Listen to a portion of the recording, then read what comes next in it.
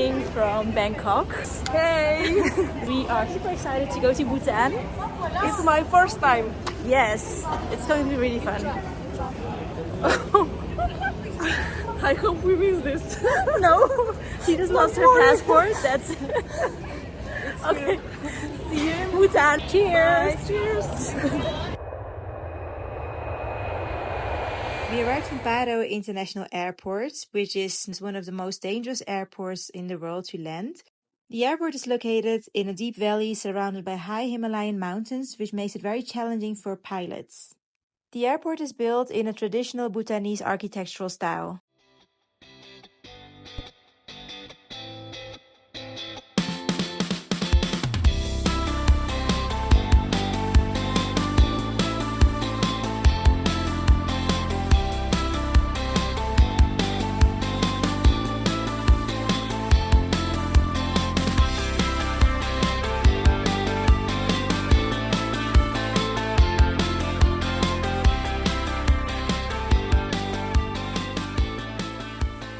Even though we had a jet lag, we decided to visit the Dzong in Thimphu. Dzongs used to have protective roles in Bhutan. Today they serve as administrative centers and monasteries.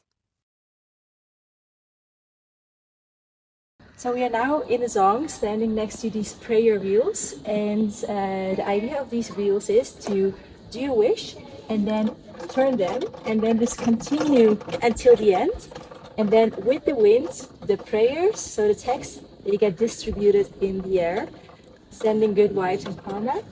So I'm going to make a wish and continue until the end.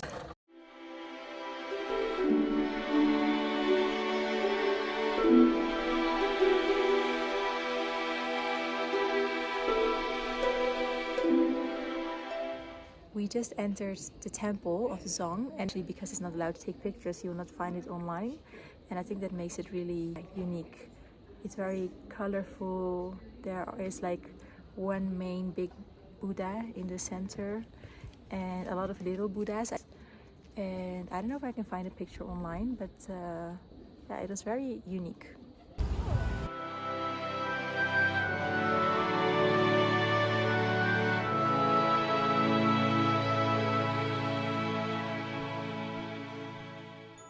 It's my second day in Bhutan and the first day without a jet lag. I slept for 9.5 hours, so I really feel much better today. This morning I struggled to get cash. Somehow my card was being rejected everywhere. And the thing is that you really need cash here. So even in a coffee place where usually you have a lot of internationals, I could not pay by cards.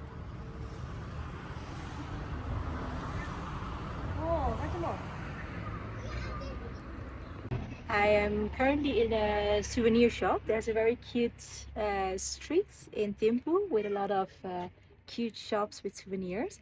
And I'm here to buy a present for a colleague whose birthday we will celebrate on Tuesday. Yeah, on Tuesday. So I found some nice things.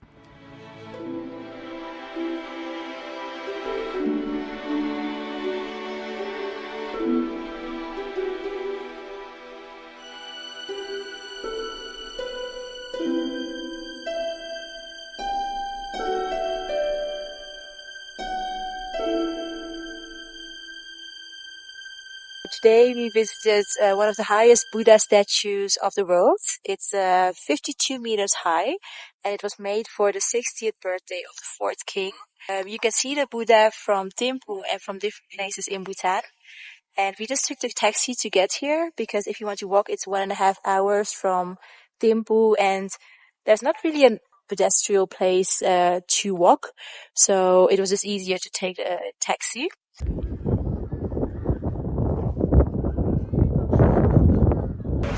Good morning, it's Monday and we are on our way to RTC, the university that we work with in the project. So we had a little walk of 20 minutes in the morning. It was very nice with this view and it's very sunny. And now we arrived at a place where we will take the staff bus that will take us to the university.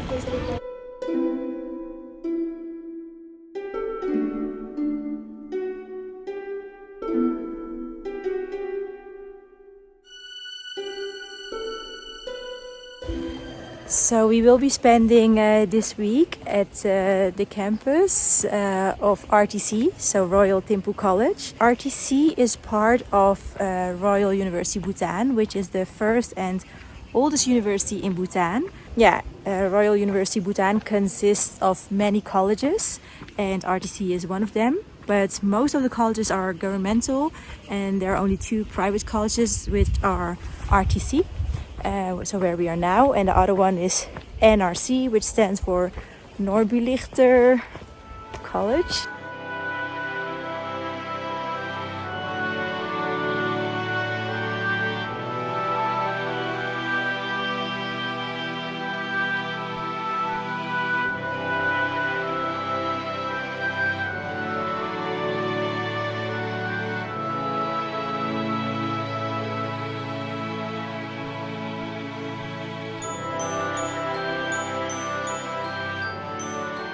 Bhutan is a country which in size is equal to the Netherlands. So it's very small, it's landlocked among mountains, it's located in the Himalaya, and they only have a population of almost 800,000. So it's a similar population size as Amsterdam. Bhutan is not a country where many people have been. It's also not very easy to come here since they have a mandatory tourist tax that you have to pay, which is, at the moment, it's $100 per day. Last year, for example, it was even $400 per day, so it can vary. In Bhutan, they prefer quality over quantity, and that's why they prefer to have tourists with more budget instead of the backpackers. One of the reasons for this is to preserve their nature.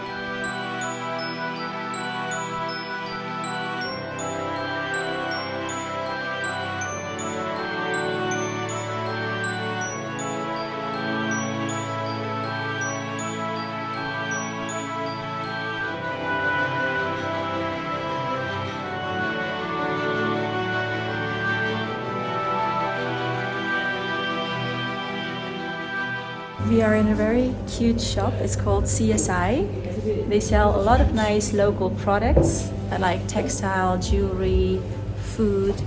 But I'm going to get a chai latte. That's something I really need after this long first day.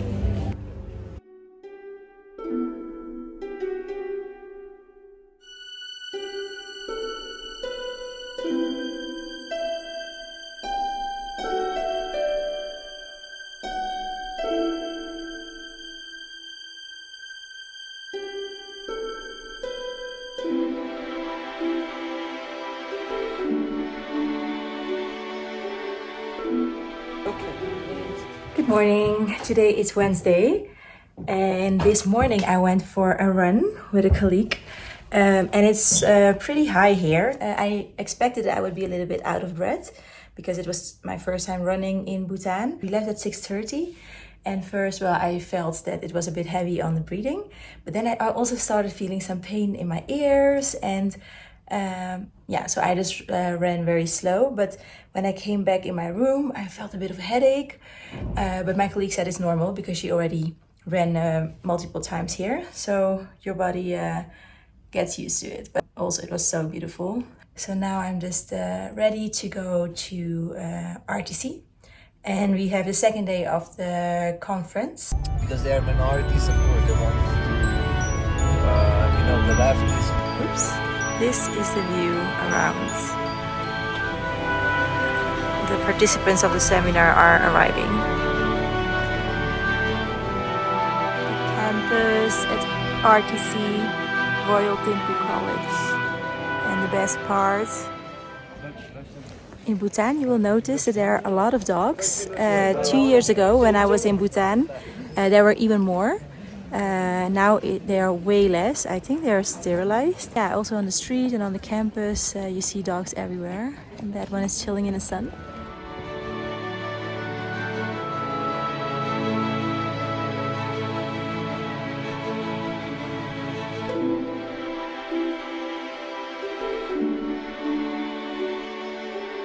We are at RTC for the final conference of a project called the Happy Project. And in this project, we worked on strengthening qualitative research methods.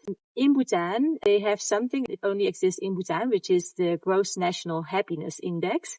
So in Bhutan, the fourth king has said that the Gross National Happiness Index is more important than the GDP to measure the development of the country. It's more about the well-being of the population instead of only focusing on the economic growth, even though the economic growth is part of well-being. They also measure the cultural conservation and nature's protection. So all these different aspects are part of the Growth National Happiness Index. If you really want to understand a topic, you need to also conduct qualitative data. So that is what the project was about how to integrate qualitative research into the courses that are taught here and how they can conduct more research using qualitative methods. And yesterday I was talking to one of the colleagues here at RTC, and I asked them if there is like any risk of wild animals coming to the campus. And they told me that they don't really come here because they usually don't like people, but sometimes they do spot bears, because if you look at there, it's like full of bushes. Something else you'll notice in Bhutan is that you will find pictures of the royal family everywhere.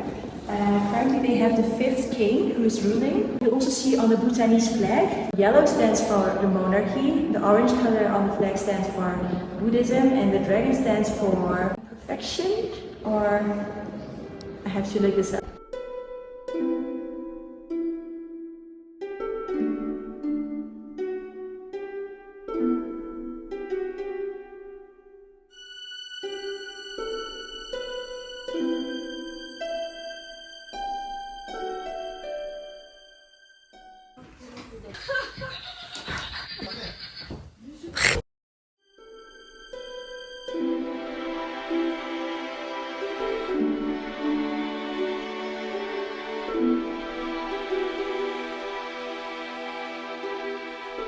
It's our 4th day at RTC, and today it's very sunny. In the sun it feels really warm, but when you're not in the sun it can also feel very cold. If you're in Bhutan in October, it's good to have layers, because sometimes you want to walk in a t-shirt and in other moments you just want to wear a thick sweater with 3 layers below, a scarf, a jacket. Something else that's interesting about Bhutan is to think that because Bhutan is this small, it is one country with one culture. I realized that every time I ask a question to one of my colleagues who understands something, they remind me that Bhutan, even though it's a small country, it has a lot of diversity. So for example, they have 17 dialects. The languages that everybody speaks are Dzongka and English. There is a lot of diversity in the way they practice their religion. It also makes sense when you remember that Bhutan is not a very old country, in a sense that currently only the 5th king is ruling. It was in the end of the 19th century when the 1st king decided to bring the different types of populations that were living in the mountains together under one country. Before, there were different population groups spread over the mountains in the Himalaya, and it was the 1st king who brought these populations together under one country, but that doesn't mean that the diversity went away. So yeah, I think it's good to remember that when you ask questions about Bhutan, often you will just find that it really depends on the region. At least for me, it was something that I realized and I thought, yeah, makes sense, but I wasn't really aware of that.